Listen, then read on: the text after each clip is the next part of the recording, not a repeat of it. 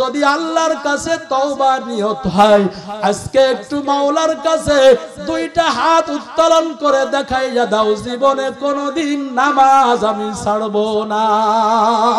আল্লাহু আকবার, নারায়ে তাকবীর।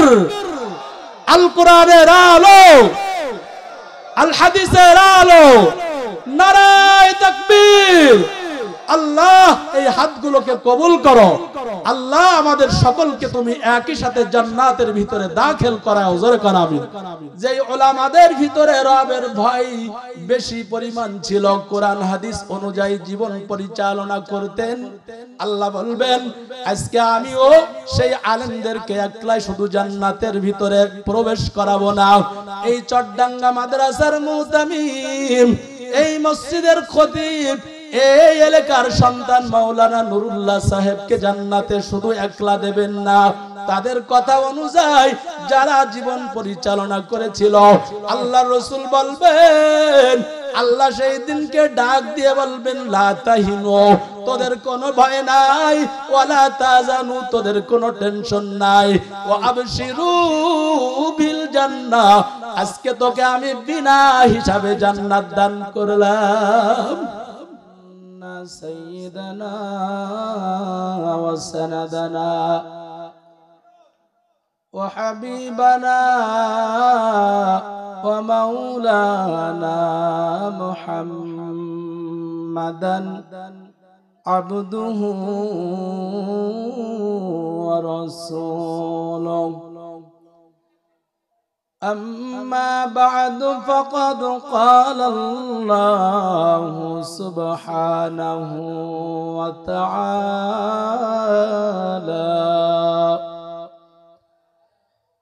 في كلامه المجيد والفرقان الحميد: أعوذ بالله من الشيطان الرجيم، بسم الله الرحمن الرحيم.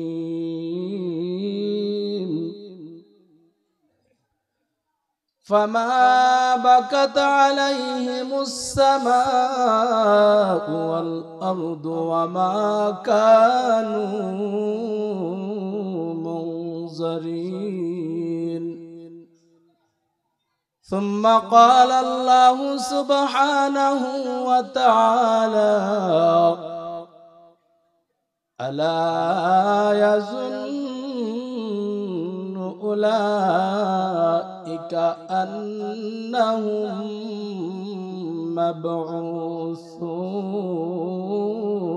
مبعوثون ليوم عظيم يوم يقوم الناس لرب العالمين.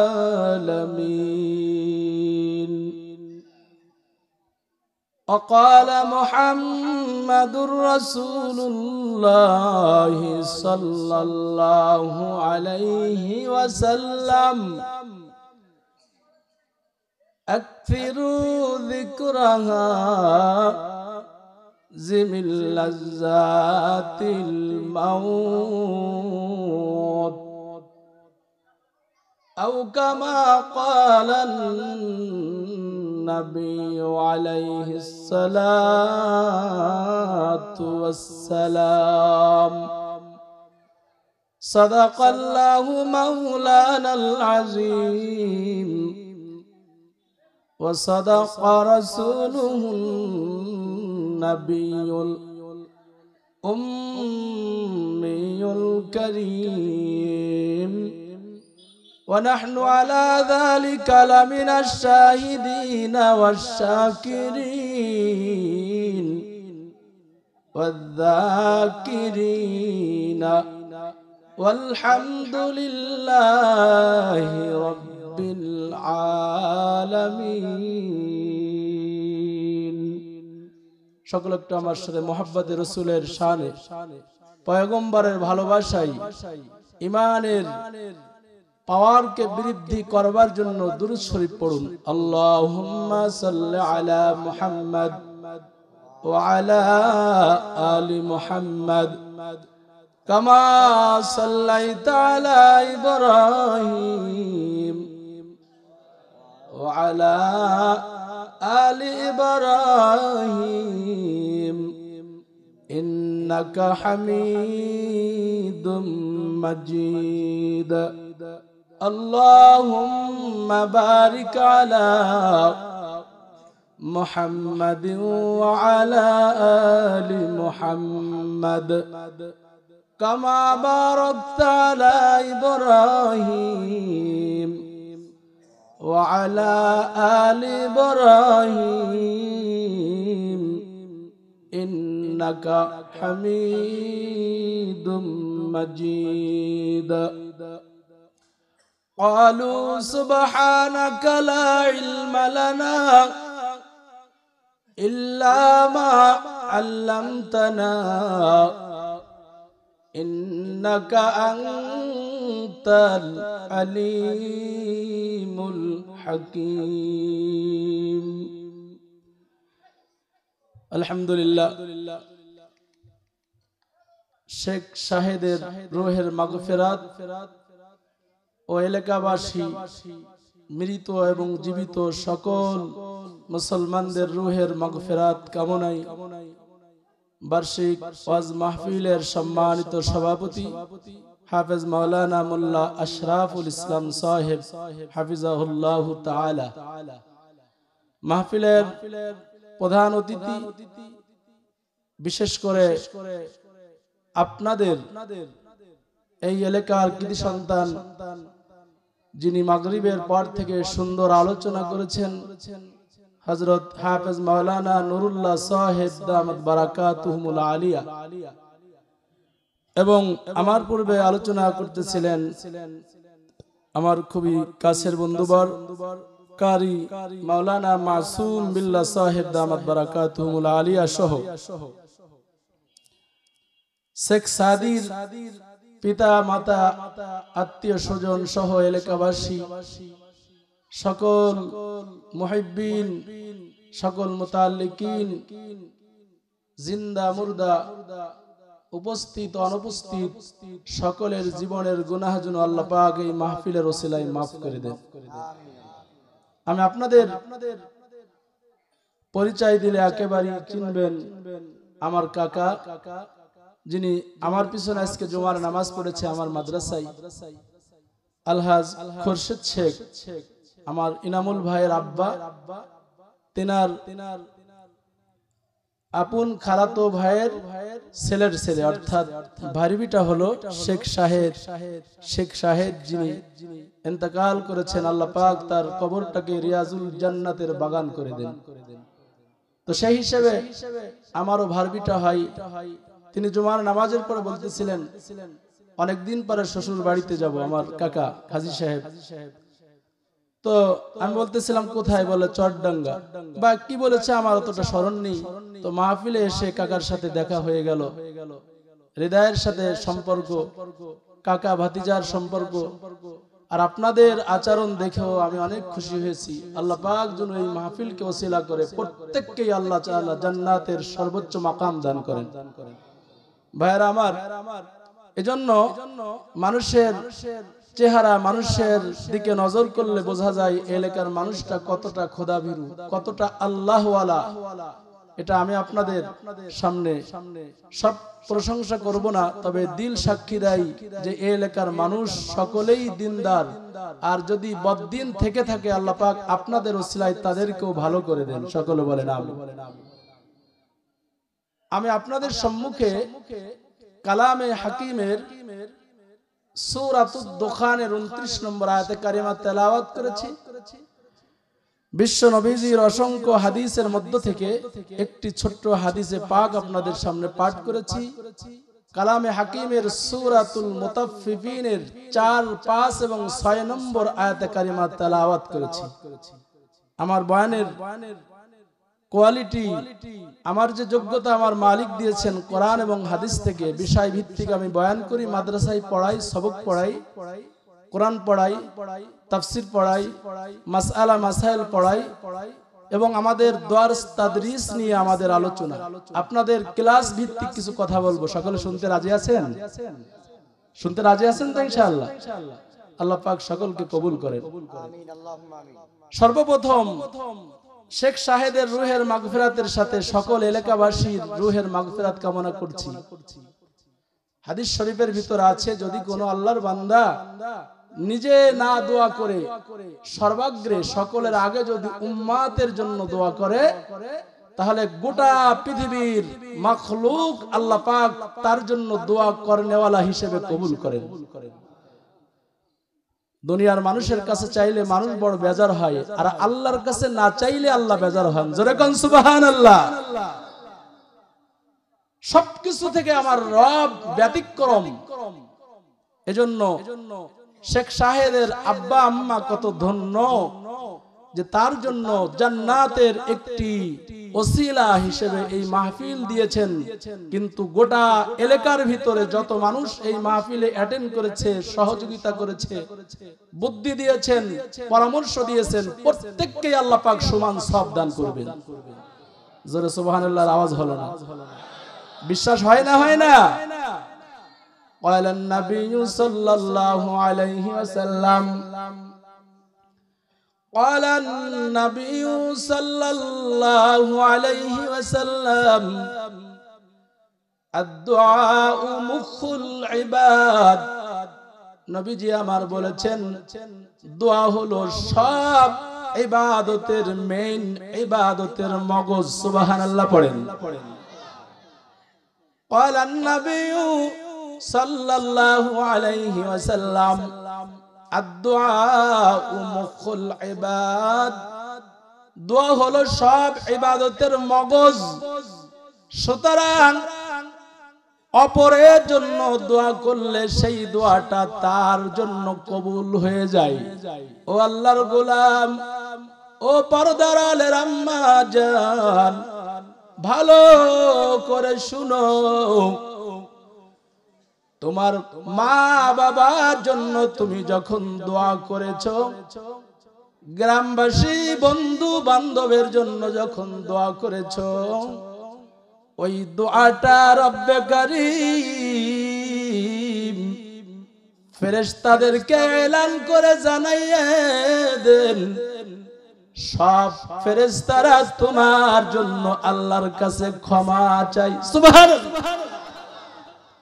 ফেরেশতারা যখন আল্লাহর কাছে ক্ষমা চায়, আল্লাহ বলেন আমার বান্দার আমল নামায় কত গুনাহ রয়েছে, অথচ ফেরেশতাদের কোনো গুনাহ নাই। কথা ঠিক না বে ঠিক? ফেরেশতাদের কোনো স্ত্রীর প্রয়োজন নাই, ফেরেশতাদের কোনো সন্তান হবে না। কিন্তু আল্লাহ বলেন আমার রহমতের ফেরেশতারা যখন তোমার জন্য আমার কাছে ফরিয়াদ জানাই, সব হাত ফিরাইয়া দিতে পারি গো। আমি আমার রহমতের ফেরেশতার ফরিয়াদ কোনোদিন ফিরাতে পারি না। তাদের সম্মানার্থে তোমার জীবনের সব গুনাহ মাফ করে দিলাম। সে আল্লাহ এখন আছে না নাই? এই কো বন্ধ করে দাও ভাই, পুরোই কো বন্ধ করে জবাব দিয়ে দাও। আমার ভাইরা, এটা হলো দোয়ার একটি বিষয় বললাম, যেহেতু তার রুহের মাগফিরাত কামনায় কোন বয়ান করব বুঝতেছি না। কিন্তু দোয়া এমন একটা ইবাদত যার জন্য এটা কবুল হয়, সরাসরি সে আল্লাহর জান্নাতের মেহমান হয়ে যায়। বুখারী শরীফের আরেক বর্ণনার ভিতরে আসছে, আল্লাহ রাসূল বলেছেন قال النبي صلى الله عليه وسلم قال النبي صلى الله عليه وسلم من لم يسأل الله يغضب عليه। যে ব্যক্তি আল্লাহর কাছে দোয়া করেন না, আল্লাহ পাক তাহার উপরে রাগান্বিত হয়ে যায়। জোরে কন নাউযুবিল্লাহ। তাহলে আল্লাহর কাছে দোয়া না করলে আল্লাহ রাগান্বিত হয়ে যান, বোঝা গেল দোয়া করলে আল্লাহ খুশি হন। আমি যে প্রথমে বলেছিলাম মানুষের কাছে চাইলে মানুষ বেজার হয়, আর আল্লাহর কাছে না চাইলে আল্লাহ পাক বেজার হন। জোরে কান সুবহানাল্লাহ। সেটার প্রমাণ দিলাম বুখারীর এই হাদিস দ্বারা। মাল্লাম ইয়াসআলিল্লাহ ইয়াগদাব আলাইহি, নবী বলেন আল্লাহর কাছে যারা দোয়া করেন না আল্লাহ তাদের উপরে রাগান্বিত হন। বোঝা গেল আল্লাহ পাক দেওয়ার জন্য কুদরতি হাত, আল্লাহ পাক দেওয়ার জন্য কুদরতি নজর দিয়ে আমাদের দিকে তাকিয়ে আছেন। আমরা খালেস ভাবে খাস ভাবে চাইতে দেরি, রব সবচাইতে বেশি নিয়ামত একমাত্র দিতে তিনি দেরি করবেন না, তিনি হলেন আল্লাহ। জোরে কান আল্লাহু আকবার, আল্লাহু আকবার। আমার ভাইয়েরা, আমার বন্ধুরা, আমি আপনাদের সকলের জন্য আমি বলতে চাই, আমার আল্লাহ পাক রব্বুল আলামিনের কাছে না চাইলে আল্লাহ বেজার হয়ে যান।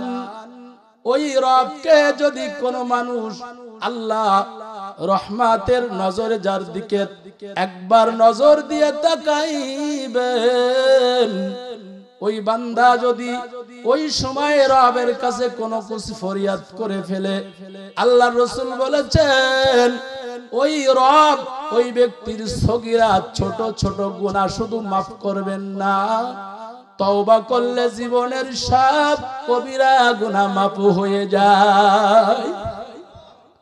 আমার ভাইরা, এজন্য তো আল্লাহর রাসূল আমাদেরকে শিক্ষা দিয়েছেন, ও আমার আশিক উম্মত ভালো করে শুনো, এমন একটি দোয়া তিরমিজি শরীফের ভিতরে রাসূল আমাদেরকে শিক্ষা দিয়েছেন। ওই দোয়া পড়লে আল্লাহ রাসূল বলেছেন তোমার কোনো হিসাব হবে না, কারণ হিসাবের কাঠগড়ায় যদি ধরা খেয়ে যায় তাহলে একজন মানুষও জান্নাতে যাওয়ার কোনো সুযোগ নাই। জোরে কোন কথা ঠিক না বেঠিক? সব আল্লাহর বান্দারা আম্বিয়ায়ে কেরাম পর্যন্ত জিনরা ইয়াশফাউ ইয়াউমাল কিয়ামাতি সালাসা, যাদের সুপারিশ গ্রহণ করা হবে তারা হলো তিন শ্রেণীর মানুষ। জোরে কোন সুবহানাল্লাহ। তিন শ্রেণীর মানুষ। এক নম্বরে হলো আল আম্বিয়া, সমস্ত নবীগণ এরা শুধু জান্নাতেই যাবেন না, তারা অসংখ্য কোটি কোটি মানুষদেরকে নিয়ে আল্লাহ পাকের জান্নাতে প্রবেশ করবে। সুবহানাল্লাহ পড়েন। সুম্মাল উলামা, দুই নম্বরে হলো যারা জাতির শ্রেষ্ঠ সন্তান হযরতে উলামায়ে কেরাম, যিনি কোরআন এবং সুন্নাহ ভিত্তিক জীবনকে গঠন করবেন, নামাজও পড়েছে, রোজাও রেখেছে, আলেমও হয়েছে, কিন্তু দাড়ির সাইজ একেবারে ছোট। ও কোনদিন আল্লাহর রাসূলের খাঁটি ওয়ারাসাতুল আম্বিয়া হতে পারে না। আলেম হয়েছে কিন্তু সে নামাজের প্রতি তার কোনো গুরুত্ব নাই, আবার মাওলানা তার নামের আগে লেখা হয়েছে। এমন আলেমকে আল্লাহ পাক হাসরের ময়দানে গোটা পৃথিবীর উম্মতের সামনে আল্লাহ পাকের বান্দার সামনে লাঞ্ছিত করে তাদেরকে জাহান্নামের ভিতরে নিক্ষিপ্ত করা হবে। নাউজুবিল্লাহ পড়ে। সুতরাং উভয় দিক দিয়ে বয়ান করতে গেলে সময় লম্বা হবে। আপনারা কি শুনতে রাজি আছেন আমার ভাইয়েরা? তাহলে এক নম্বর, সমস্ত আম্বিয়ায়ে কেরাম জিনরা জান্নাতের ভিতরে আল্লাহ পাকের কাছে শুধু জান্নাতের সর্দার হবেন না, সর্দারের বন্ধু হবেন না। মুসা আলাইহিস সালাম, হযরতে ইউসা ইবনে নূন আলাইহিস সালাম, জিনার ফরিয়াদে আল্লাহ পাক রব্বুল আলামিন সূর্যকে অস্তমিত না করে দিয়ে আল্লাহ তার ফরিয়াদকে কবুল করেছেন। আল্লাহ সেটা সূরা ইউনূসের ভিতরে বয়ান করেছেন। জোরে কোন সুবহানাল্লাহ। নবীদের আর্তনাদ, নবীদের ফরিয়াদ কোনদিন বৃথা যেতে পারেন না, কিন্তু নবীরাও আল্লাহর রহমত ছাড়া নিজের আমল দিয়ে জান্নাতে যেতে পারবেন না। জয় কোন সুবহানাল্লাহ। বুখারীতে এক হাদিসের ভিতরে আছে, মান্নুকিশাল হিসাবা হালাক। আল্লাহ যদি কাউকে পরিপূর্ণ হিসাব গ্রহণ করেন তাহলে তার জন্য জাহান্নাম অবধারিত। জোরে কোন নাউজুবিল্লাহ। তাহলে আমরা জান্নাতে যেতে চাই নিজের আমল দিয়ে না, রবের রহমত দিয়ে। জোরে কোন, এই জোরে বলেন। ও যুবক ভাই, ও পর্দার আলের আম্মা জান, ভালো করে শুনো। আল্লাহ রাসূল আমাদেরকে জানিয়ে দিয়েছেন তিন শ্রেণীর মানুষেরা নিজেরা শুধু জান্নাতি হবেন না, জান্নাতের ভিতরে তারা কোটি কোটি মিলিয়ন বিলিয়ন মানুষদেরকে নিয়ে তারা জান্নাতি হয়ে যাবে। এক নম্বর হলো আল আম্বিয়া, সব নবীদেরকে আল্লাহ বলবেন তুমি নিজে জান্নাতি হবা, আমি আল্লাহ পাক তোমার ফরিয়াদকে কবুল করলাম, তোমার আদর্শকে দুনিয়ার জগতে যত মানুষ বাস্তবায়ন করেছে, আমি আল্লাহর তাওহীদের বাণী যারা মুখস্থ করেছে, আমি রবের উপরে যারা ঈমান এনেছে, তারা নারী হোক আর পুরুষ হোক, যুবক হোক কিশোর হোক, বৃদ্ধা হোক বৃদ্ধ হোক, যাই হোক না কেন, আমি আল্লাহ পাক রব্বুল আলামিন আজকে আমার রহমতের ছায়ার তলে তোদেরকে ছায়া দান করে তোদেরকে নবীদের বন্ধু বানাইয়া জান্নাত দান করলাম। আল আম্বিয়া, সব নবীরা এরকম জান্নাতের ভিতরে তার উম্মতদেরকে নিয়ে চলে যাবেন। নবীরা কোনোদিন জান্নাতি হবেন না যতক্ষণ পর্যন্ত আল্লাহর রহমত তাদের পরে পতিত না হবে। সুবহানাল্লাহ কোন। দুই নম্বরে সুম্মাল উলামা, জগতের ভিতরে যে আলেমের ভিতরে আলেমের বহু বচন হলো উলামা, যে উলামাদের ভিতরে রবের ভয় বেশি পরিমাণ ছিল, কোরআন হাদিস অনুযায়ী জীবন পরিচালনা করতেন। আল্লাহ বলবেন আজকে আমিও সেই আলেমদেরকে একলাই শুধু জান্নাতের ভিতরে প্রবেশ করাবো না। এই চট্টাঙ্গা মাদ্রাসার মুতামিম, এই মসজিদের খতিব, এই এলাকার সন্তান মাওলানা নুরুল্লাহ সাহেবকে জান্নাতে শুধু একলা দেবেন না, তাদের কথা অনুযায়ী যারা জীবন পরিচালনা করেছিল, আল্লাহ রাসূল বলবেন, আল্লাহ সেই দিনকে ডাক দিয়ে বলবেন লা তাহিনু, তোদের কোনো ভয় নাই, ওয়ালা তাজানু, তোদের কোনো টেনশন নাই, ওয়া আবশিরু বিল জান্নাহ, আজকে তোকে আমি বিনা হিসাবে জান্নাত দান করলাম। ও বান্দা, শুধু তোকে আমি জান্নাত দান করব না, তোর সঙ্গে যারা বন্ধুত্ব স্থাপন করেছিল কোরআনের আয়াত তেলাওয়াতের পর, বান্দা তুই একেবারে চাতক পাখির মতো রমজানে তুমি শ্রবণ করেছিলে, এমন মুসল্লি, পাগল মুসল্লি, কোরআন শোনা মুসল্লি আছে না নাই? এজন্য বলেন আছে না নাই? আগের থেকেই নিয়ত করছেন হুজুর খতম তারাবি হবে না সূরা তারাবি হবে। যদি খতম তারাবি না হয় তাহলে সূরা তারাবি চট্টাঙ্গায় না পড়ে গোপালপুর বাজারে গিয়ে আল্লাহর কোরআন এক মাসের জন্য জ্বর হলে, সাইক্লোন হলে, হারিকেন আর আইলা আসলো, আমার থেকে তারাবির নামাজ খতম তারাবি ছুটবে না, এমন আল্লাহর পাগল আছে না নাই? এজন্য বলেন আছে না নাই? আমার ভাইরা,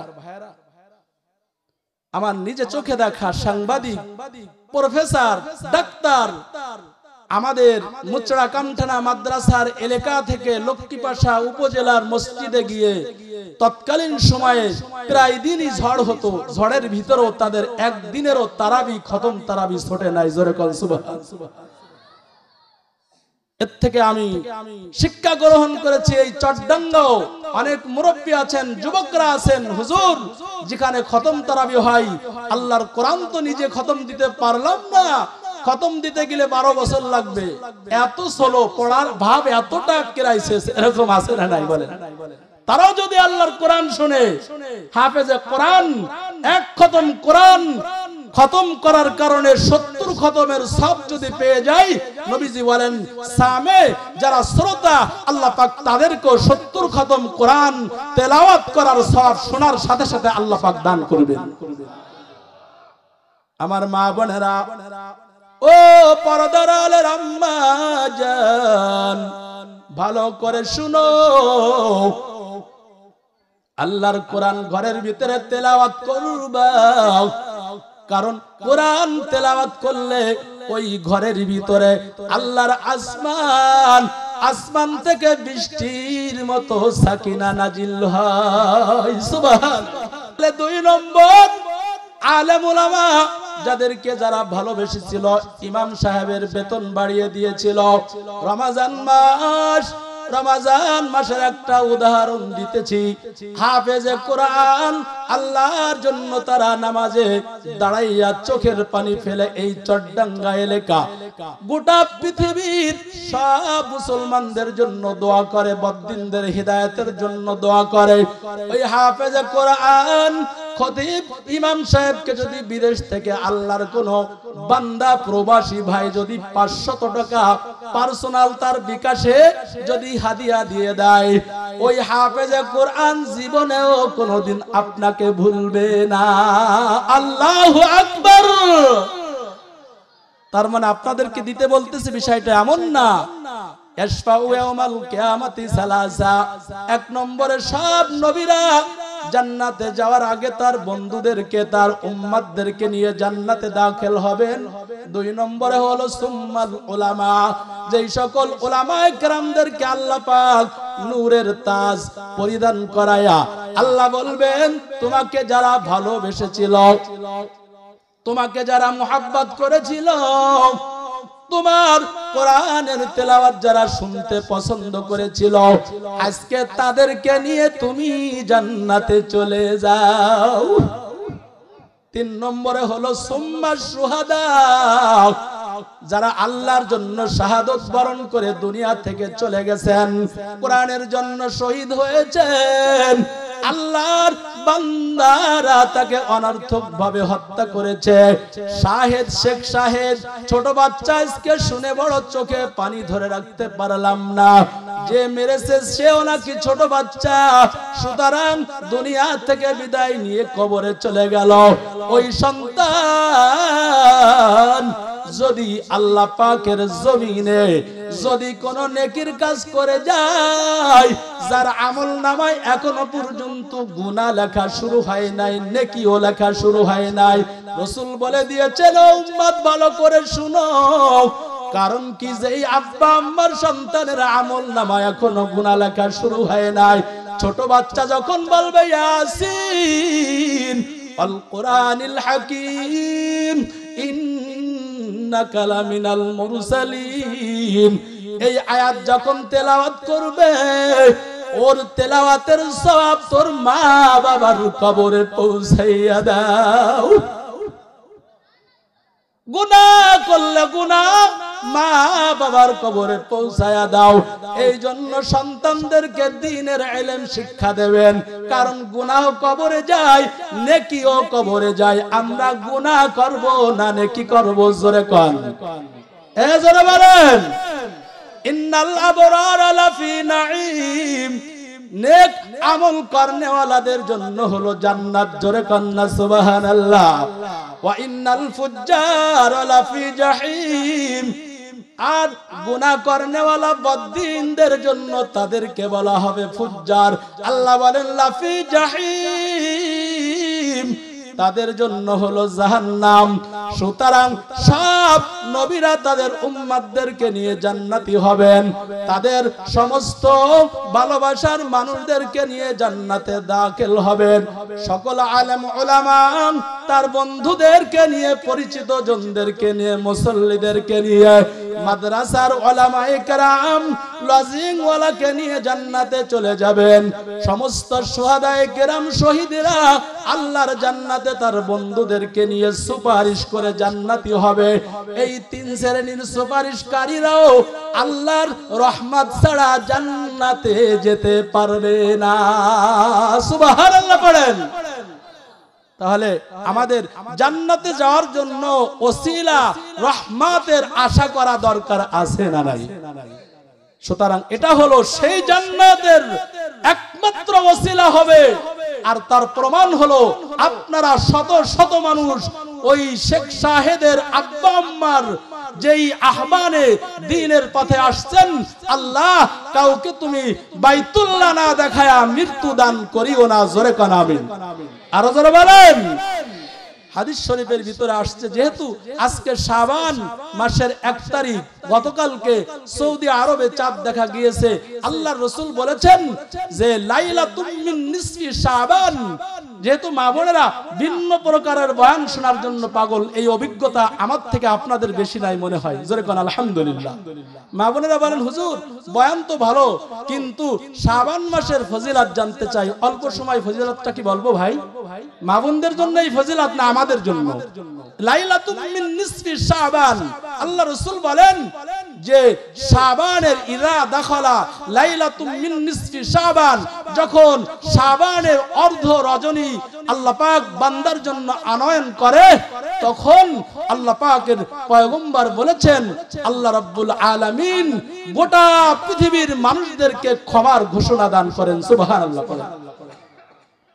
হযরত আনাস রাদিয়াল্লাহু তাআলা আনহু বলেন, নবীজি আমাকে বলেছেন, হে আনাস তুমি যে আমাকে প্রশ্ন করেছো গোটা পৃথিবীর জমিনে, ইয়া রাসূলুল্লাহ আপনি যতদিন বেঁচে আছেন শাবান মাসের পূর্বে, শাবান মাসের পরবর্তীতে আমি কখনো আপনাকে এভাবে লাগাতার রোজা রাখতে দেখি নাই।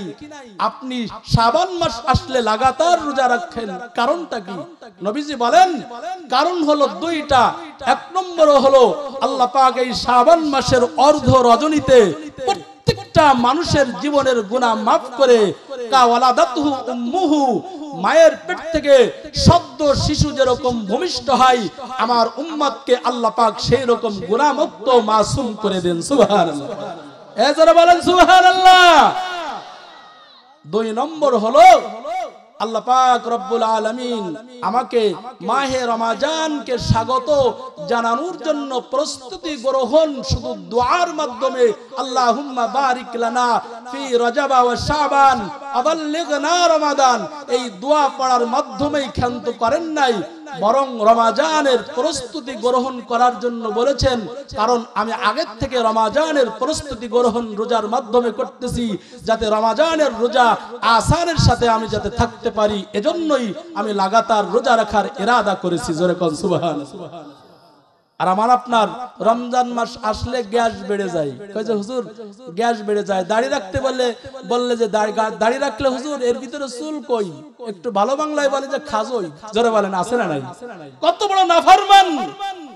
আমাদের তো কোনোদিন চুল কালো না, খাইছিল না, কিন্তু তুমি নবীজির এই সুন্নাত, আল্লাহর রাসূল বলেছেন যে কুল্লু উম্মতি মাওয়াফিন ইল্লাল মুজাহিরিন, প্রত্যেক উম্মতকে maaf করে দেয়া হবে, প্রকাশ্য গুনাহকারীকে maaf করা হবে না। দেখেন না আমেরিকায় ওই জাঙ্গে পরে, এরপর নিকৃষ্ট পোশাক নগ্ন মহিলারা চলাফেরা করে, পুরুষেরাও টাকনুর উপরে এভাবে হাঁটুর উপরে ফরজ তরক করে পোশাক পরিধান করে। আল্লাহ রাসূল বলে দিয়েছেন যে এই সকল পোশাক পরিধান করার কারণে দুনিয়ার মানুষের মধ্য থেকে হায়া লজ্জা চলে যায়, আর যার লজ্জা নাই তার ঈমানও নাই। জোরে কোন ঠিক না বেঠিক? বুখারী শরীফের ভিতরে কিতাবুল ঈমানের ভিতরে আসছে আল্লাহ রাসূল তিনটা কথা বলেছেন, তার ভিতরে বলছে ওয়াল হায়াউ শুবাতুম মিনাল ঈমান ফাফজালুহা কাউলু লা ইলাহা ইল্লাল্লাহ ওয়া আদনাহা ইমাতাতুল আদা আনিত তারিক ওয়াল হায়াউ শুবাতুম মিনাল ঈমান। এই হাদিসের ব্যাখ্যা দেওয়ার আমার সময় হবে না, কিন্তু আমি সর্বশেষ কথাটা বলতেছি। রাসূল যে ঈমানের 70 শাখা, শুবা মানে হলো শাখা, এই শাখার কথা বলতে গিয়ে আল্লাহ রাসূল সর্বশেষ বলছেন ওয়াল হায়াউ শুবাতুম মিনাল ঈমান, লজ্জা ও ঈমানের অন্যতম শাখা। এটা যখন মানুষ লজ্জা হারাবে তখন সে দুনিয়ার জগতে আর কোনো ঈমানের পরে টিকে থাকার কোনো সুযোগ পাবে না। জোরে কোন নাউজুবিল্লাহ। নারী এবং পুরুষ সকলের জন্য একই কথা, কারণ দুনিয়ার জগৎ থেকে আমরা বিদায় নিব, কিন্তু আল্লাহ পাক যাদেরকে বেশি লজ্জা, বেশি হায়া আল্লাহ যাদেরকে দান করবেন, তার ভিতরে বেশি তাকওয়া, পরহেজগারিতা আল্লাহ পাক দান করবেন। সুবহানাল্লাহ পড়েন আমার ভাইরা। সুতরাং আপনাদেরকে আমি বলতে চাই, কোরআনের ভাষায়, হাদিসের ভাষায় আল্লাহ রাসূল আমাদেরকে এভাবে দোয়া করার জন্য বলেছেন। সমস্ত নবীরা, সমস্ত আল্লাহ পাকের খাস বান্দা উলামায়ে কেরাম এবং শুহাদায়ে কেরাম, শহীদ যারা হয়েছেন, তারাও জান্নাতি হতে পারবে না যতক্ষণ পর্যন্ত আল্লাহ পাকের রহমত তাদের পরে পতিত না হবে। সুতরাং আমরা জান্নাতি হতে চাই আল্লাহর রহমত দ্বারা। কশিন কালেও গুনাহ করে আমরা তওবা না করলেও তওবা করে মরতে রাজি ইনশাআল্লাহ। আরো যারা বলেন আমার ভাইয়ারা, আমার বন্ধুরা, একদল সাহাবী আল্লাহর পয়গম্বরের কাছে ওই ইয়ামান থেকে রাসূলের কাছে মদিনাতে আগমন করেছেন। বলতেছেন, ও আল্লাহর রাসূল, ও কলিজার পয়গম্বর, আমি আপনার কাছে একটা কথার জন্য আসছি। সেই কথাটা হলো, আমি এমন কিছু নসিহত আপনার কাছ থেকে শুনতে চাই, যেই নসিহত আমি মানলে আল্লাহর পয়গম্বর আপনার সাথে হযরতে আবু বকরের সাথে জান্নাতি হতে পারি। জোরে কন্না সুবহানাল্লাহ। আল্লাহর রাসূল বললেন, ও সাহাবায়ে কেরাম, ভালো করে শুনে নাও, আমি রাসূল তোমাদেরকে তিনটা কথা বললাম। এক নম্বরে হলো, তোমরা বেশি বেশি তওবা ইস্তেগফার করবা, যতই গুনাহ হয়ে যাক তোমরা তওবা করতে কখনো ভুলবা না। দুই নম্বরে বেশি বেশি নামাজ পড়বা। তিন নম্বরে বেশি বেশি আল্লাহ পাকের রাস্তায় তোমরা দান সদকা করবা। জোরে জোরে বলেন সুবহানাল্লাহ। ও আম্মা জান, ভালো করে শুনে নেন। সুতরাং এই তিনটা বিষয় যদি আমরা খেয়াল করি, কোন মুসলমান পুরুষ হলেও সে কোনোদিন জাহান্নামী হবে না, আর নারী হলেও সেও জাহান্নামী কোনোদিন হবে না। সুতরাং নবীজি বলেন, সমস্ত মাখলুকের জন্য আল্লাহ পাক এই লাইলাতুল কদর, লাইলাতুল বারাত, যাকে শবে বারাত বলি, এই শাবান মাসের অর্ধ রজনীতে সকলকে মাফ করে দেয়া হবে। দুই শ্রেণীর মানুষদেরকে মাফ করা হবে না। আল্লাহর রাসূল তিনি বয়ান করেছেন, আম্মা যে আয়েশা রাদিয়াল্লাহু তাআলা আনহা আমাদেরকে ডাক দিয়ে বলেছেন, ও উম্মতের দল, ভালো করে শুনে নাও, সব মানুষদেরকে বেগুনাহগার মায়ের পেট থেকে সদ্য ভূমিষ্ঠ শিশুর মতো নিষ্পাপ করে দেয়া হবে, কিন্তু দুই শ্রেণীর নারী পুরুষদেরকে মাফ করা হবে না। জোরে কোন, কয় শ্রেণীর? দুই শ্রেণীর। এক নম্বর হলো মুশরিক, যারা মুশরিক হবে তাদেরকে কোনোদিন ক্ষমা করা হবে না, মুশরিকদের কোনোদিন মাফ করা হবে না। যারা আল্লাহর সাথে শরীক করবে, পরোক্ষভাবে প্রত্যক্ষভাবে, শিরকে আসগার বা আকবার, যেই শরীক করুক না করুক, যেই শিরক করুক আর না করুক, সর্বক্ষেত্রে তাদেরকে ক্ষমা করা হবে না। আরেকটা হলো মুশাহিন, যারা আল্লাহর রাসূলের সুন্নাতকে যারা অবমাননা করত, আল্লাহর রাসূলের সুন্নাতকে যারা ছোট নজরে দেখত, অথচ তারা তাহাজ্জুদ গুজারি, এমন লোক আছে না নাই? ও বন্ধু, দুই নম্বর, যারা রাসূলের সুন্নাতকে যারা অবজ্ঞা করত এবং সাহাবায়ে কেরামদেরকে যারা দোষারোপ করত, তাদেরকেও ক্ষমা করা হবে না। আল্লাহর পয়গম্বর বলেন, আল্লাহ পাক রব্বুল আলামিন আমাকে জানিয়ে দিয়েছেন, ও পয়গম্বর, আপনি ভালো করে শুনায় দেন, আমার উম্মতকে আল্লাহ পাক একটা বিষয় সতর্ক করেছেন, কোনদিন আল্লাহর সঙ্গে কোনদিন শরীক করবি না। কারণ কি, আল্লাহ পাকের সাথে শরীক করলে আমল কিছু আল্লাহ পাকের কাছে কোনো আমল পৌঁছায় না, সব আমল বরবাদ করে দেয়া হবে। হাসরের ময়দানে চন্দ্র এবং সূর্যকে যখন একত্রিত করা হবে, সূরা ইউনূসের তাফসীরের ভিতরে আছে, আল্লাহর রাসূল বলেছেন, ওই দিনকে নারী পুরুষ সব একটা চিৎকার দিয়ে বলবে, আল্লাহ কোথায় পালাবো, পালানোর কোন জায়গা তালাশ করে পাই না। নাউজুবিল্লাহ পড়ে। কোথাও কোনো পালানোর সুযোগ নাই, একমাত্র আমার আল্লাহ পাক যার পরে রহমতের নজর আল্লাহ দান করবে, সে বিনা হিসাবে জান্নাতি হয়ে যাবে। ও যুবক ভাই, কোথায় পালাবারে ভাই? ও মা বোনেরা, আল্লাহ পাক দুঃখের সাথে বলে, ফানফুজু লা তানফুজুনা ইল্লা বিসুলতান। ও বান্দা, ভালো করে শুনো, যদি আমার জমিনে তোমার ভালো না লাগে, আমার রহমতের ছায়া যদি তোমার কাছে পছন্দ না হয়, তাহলে এই জমিন থেকে অন্য কোন জমিনে চলে যাও। যাওয়ার কি কোনো জায়গা আছে? জায়গা নাই, জায়গা নাই, জায়গা নাই। সব নবী রাসূলরা পর্যন্ত কান্না শুরু করবেন।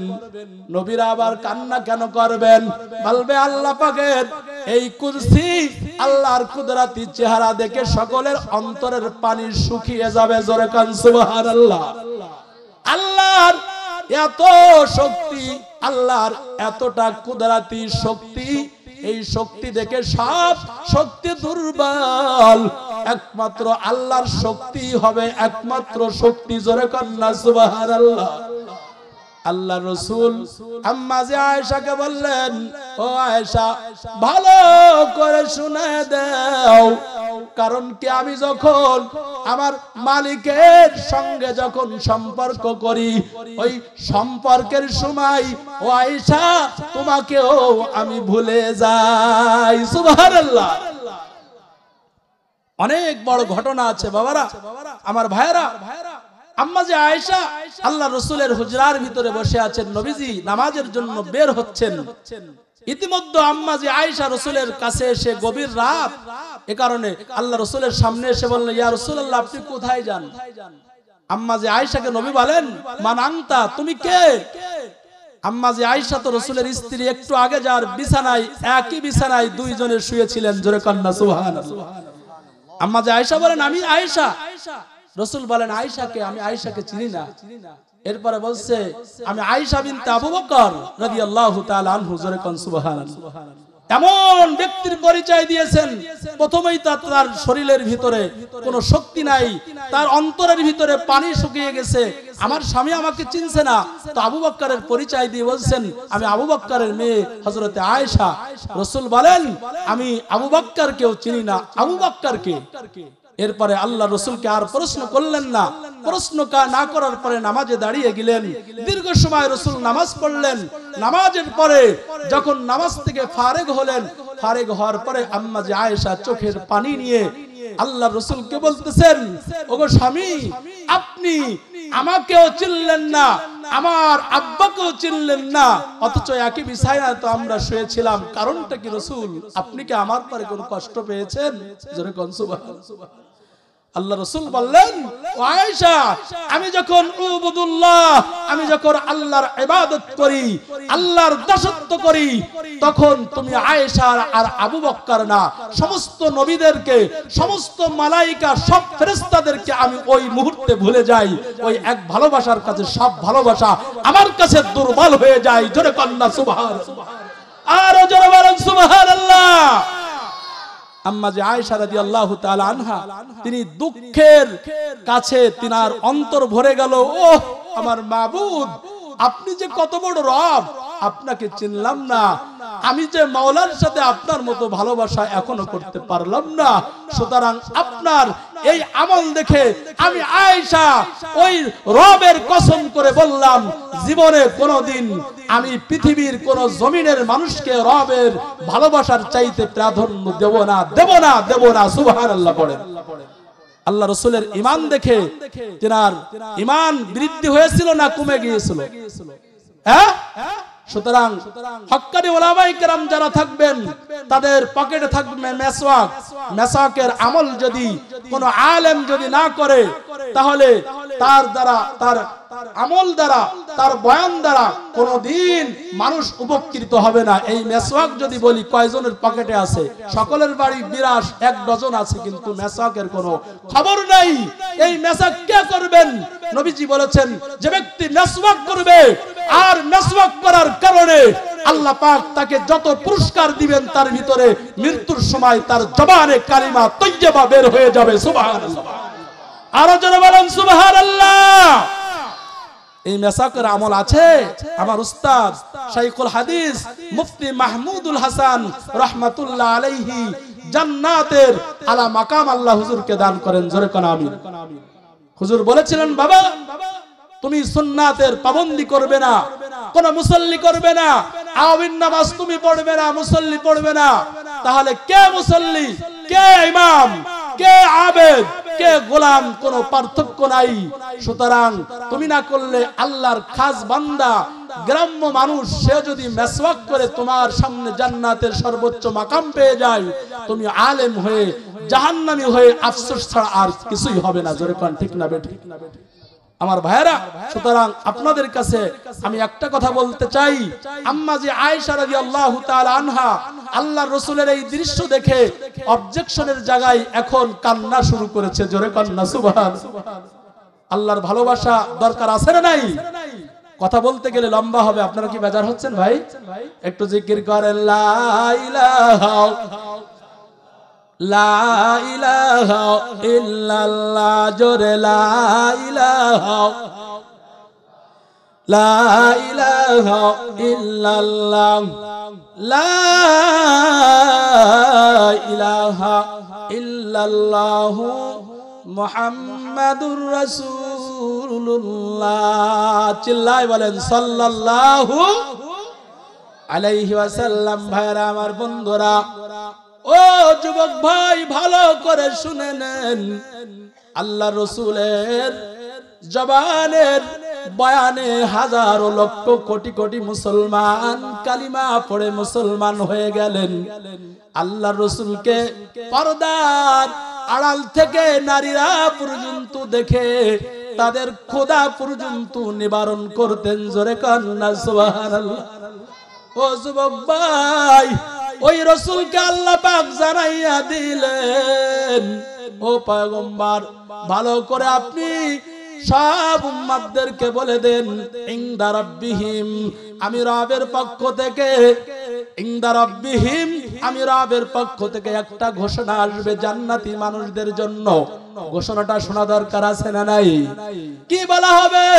লা খাউফুন, তোমাদের কোনো ভয় নাই, ওয়ালা হুম ইয়াহজানুন, তোমাদের কোনো টেনশন নাই। এই ঘোষণাটা শুধু কিয়ামতের ময়দানে আল্লাহ পাকের ফেরেশতারা দেবেন না, মৃত্যুর সময় যখন মানুষকে কবরের ভিতরে রাখা হবে, মুফাসসিরিনে কেরামরা লিখেছেন 40 কদম পার হতে যতটুকু টাইম লাগে, ওই টাইমের ভিতরে আল্লাহ পাকের ফেরেশতারা এসে কবরে যখন প্রশ্ন করবে, ওই প্রশ্ন করার পর আল্লাহর ফেরেশতারা বলবে, আল্লাহর রাসূলকে যখন তুমি দেখে চিনতে পেরেছো, তোমার লা তাহিনু ওয়ালা তাহজানু, তোমার কোনো টেনশন নাই, তোমার কোনো ভয় নাই, ওয়া আবশিরু বিল জান্নাহ, আজকে তোমার কবর থেকে, চট্টাঙ্গা কবর থেকে জান্নাত পর্যন্ত একটা রাস্তা আমি আল্লাহ তৈরি করলাম। ওই কবরকে জান্নাতের বাগান বানানোর জন্য আমল করা লাগবে কি লাগবে না?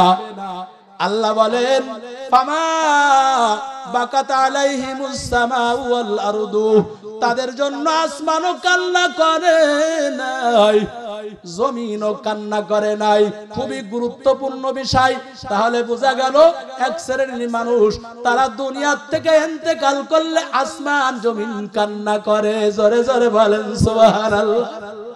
তারা কারা? যারা দুনিয়ার জগতে আল্লাহর কুদরতি পায়ে সিজদা দিয়েছিল, নামাজ পড়েছিল, জিকির করেছিল, আল্লাহর কোরআন তেলাওয়াত করেছিল, মাথায় টুপি পরেছিল, মুখে দাড়ি করে পরিধান, মুখে দাড়ি রেখেছিল, যারা মিসওয়াক করেছিল, রাসূলের সুন্নাতের অনুসরণ করেছিল।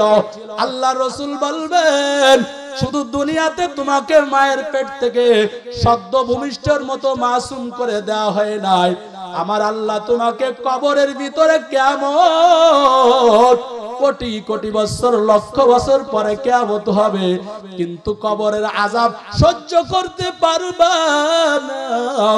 আল্লাহ পাক এই জন্য কিয়ামত পর্যন্ত কবরটাকে জান্নাতের বাগান বানাইয়া দিবে। ও যুবক ভাই, বেশি কথা বলার সময় আমি পাবো না, কারণ কি দীর্ঘ সময় পর্যন্ত বয়ান করার পরে ফজরের নামাজ যদি কাজা হয়ে যায়। সুতরাং আল্লাহ বলেন, ফামা বাকাত আলাইহিমুস সামাউ ওয়াল আরদু, ও মা বোনেরা, ও যুবক ভাই, ভালো করে শুনে নাও, তাদের জন্য আসমানও কান্না করে নাই, জমিনও কান্না করে নাই, ওয়াল আরদু আমা কানু মুনজারিন, তাদেরকে অবকাশও দেওয়া হয় নাই, তাদেরকে ক্ষমার ঘোষণাও করে দেওয়া হয় নাই। এক শ্রেণীর মানুষরা যদি আল্লাহর জমিনে আল্লাহর দ্বীনকে বাস্তবায়ন করার চেষ্টা করে, আল্লাহর পরিবেশটা কায়েম করার চেষ্টা করে, আল্লাহর রাসূলের আদর্শের মালাটা গলায় যদি পরিয়ে নেয়, আল্লাহ রাসূল বলেন তাদের মৃত্যুতে আসমান কান্না করে। আসমান কান্না করার ব্যাখ্যা হলো আসমান থেকে ফেরেশতা জমিনে নাজিল হয়, ওই ফেরেশতারা আসমান থেকে কান্না করে, ফেরেশতার যেখানে বসবাস করে ওই আসমান পর্যন্ত তার মৃত্যুতে কান্না শুরু করে দেয়। জোরে কান সুবহানাল্লাহ। জমিন কেন কান্না করে? বলে জমিন কান্না করার একমাত্র কারণ হলো জমিনের ভিতরে সে ঘোরাফেরা করেছিল, জমিনের ভিতরে সে নামাজ পড়েছিল, জমিনের ভিতরে আল্লাহকে সিজদা দিয়েছিল, জমিনের ভিতরে নারাই তাকবীর, এই তাকবীরের ধ্বনি জমিনে দিয়েছিল। এই জন্য জমিনকে আল্লাহ বলবেন, ও জমিন আমার বান্দার হালাত তুমি আমার কাছে পেশ করো। কিন্তু আল্লাহ সবকিছু জানে কি জানে না? জানার পরেও আল্লাহ পাক বলতে পছন্দ করেন, বান্দার সম্পর্কে আল্লাহ পাক কথা বলতে পছন্দ করেন। আল্লাহ বলবেন এই জমিনের ভিতরে তোমরা কেন কান্না করো? জমিনের ফেরেশতারা বলবে আল্লাহ আব্দুর রহিম, আব্দুল জব্বার, আব্দুল কাদের, আব্দুল কাইয়ুম এই চট্টাঙ্গা এলাকায় আজান হলে মসজিদে সব সময়ের জন্য হাজিরা দিত, ইমাম সাহেবকে আজান দিতে দিত না, সে নিজেই আল্লাহু আকবার এই ধ্বনি দিয়ে ওই পরিবেশটাকে সুন্দর করে দিত, জান্নাতের আওয়াজ পৌঁছায়া দিত। আজকে তার ইন্তেকালে আমি ফেরেশতারা বড় কষ্ট পাই, এজন্য আমি কান্না করতেছি। তাকে মাফ না করলে আমি ফেরেশতারা কোনোদিন খুশি হব না। আল্লাহু আকবার। এই কথা বলে যখন ফেরেশতারা কান্না করবেন, তখন আল্লাহ বলবেন যাও যাও, আমি আল্লাহ তোমাদের সম্মানার্থে আমি আমার বান্দার জীবনের সব গুনাহ মাফ করে দিলাম। এটা হলো সূরাতুদ দুখানের ভিতরে আল্লাহ পাক বয়ান করেছেন। বয়ানটা কি সত্য না মিথ্যা? জোরে কান। আমার ভাইয়েরা, আমার বন্ধুরা, ঘটনা মনে পড়ে গেল। ইবলিসকে আল্লাহ পাক বলেছিল উসজুদু উসজুদু লিআসজুদু, তুমি সিজদা করো। কাকে সিজদা করো? তুমি আদমকে সিজদা করো।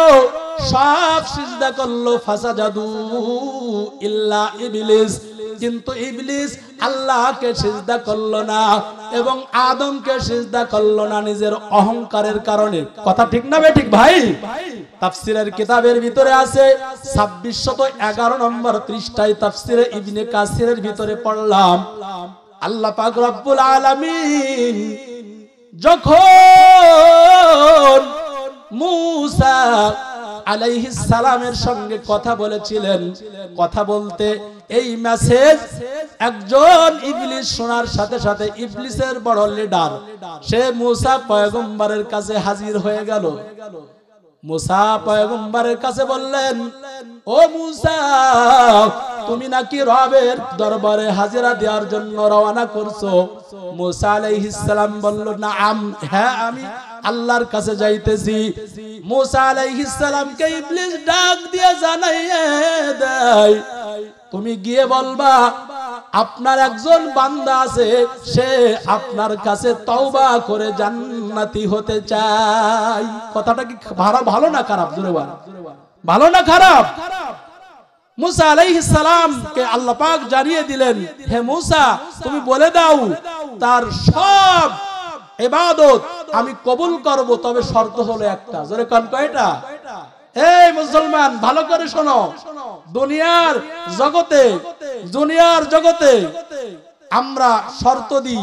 তোমাকে আমি স্ত্রীকে বলে স্বামী, যুবক ভাইরা অনেকে বিবাহিত আছো, বিবাহ করবা, স্ত্রীকে বলে তুমি যা চাইবা তাই দেবো, টিকলি বানায়া দেবো, তোমাকে ডান হাতে রুলি দেব, 5 আঙ্গুলে 10টা আংটি দিব, কিন্তু শর্ত হলো আমার মা বাবাকে কখনো কষ্ট দেবে না। এমন শর্ত দেয় কি দেয় না?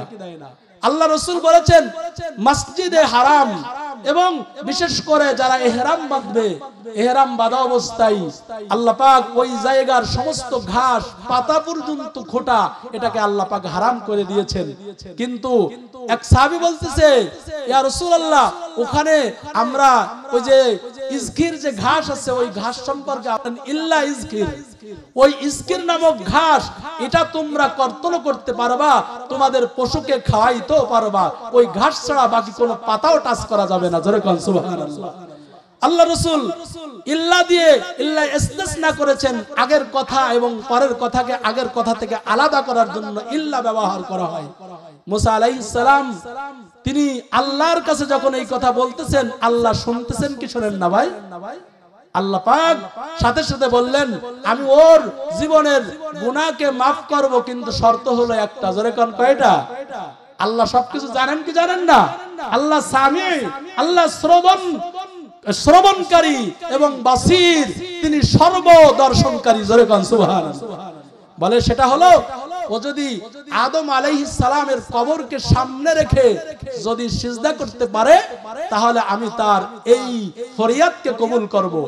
এখন দেখে যে আল্লাহ সেই মুসিবত, কত বছরের আগের মুসিবত, তখন মুসা আলাইহিস সালামকে ডাক দিয়ে বলছে যে আমি জীবিত থাকতে কোনোদিন তাকে সিজদা করি নাই, আর মরা মানুষের সিজদা আমি করব, আমাকে কি পাগল পেয়েছেন? জোরে কোন নাউজুবিল্লাহ।